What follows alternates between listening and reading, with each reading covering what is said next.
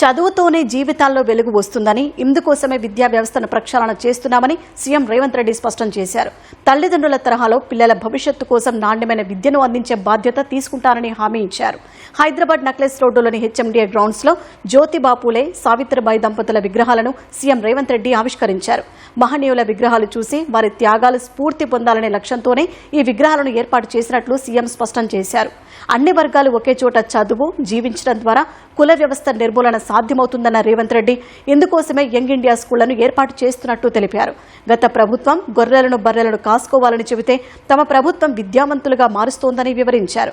Fee రియంబర్స్మెంట్లో గత ప్రభుత్వ అవకతవకలను మినహాయిస్తే ఈ ఏడాది నుంచి అడ్వాన్స్ గా ఖాతాలో జమ చేస్తున్నామని తెలిపారు. నర్సరీ నుంచి 12th క్లాస్ వరకు మీరు విద్య నేర్చుకోండి. ఏటీసీలు కావచ్చు, ఐటీఐలు కావచ్చు, పాలిటెక్నిక్ కావచ్చు, స్కిల్ యూనివర్సిటీ కావచ్చు, ఇతర సాంకేతిక నైపుణ్యం, ముఖ్యంగా మా ఆడపిల్లలు ఇక్కడ ఉన్నారు. మీరు నర్సింగ్ చదువుకున్నారంటే 2 లక్షల రూపాయలతోని జర్మనీ, జపాన్, సౌత్ కొరియా లాంటి దేశాలలో మీకు ఉద్యోగాలు ఎదురు చూస్తున్నాయి.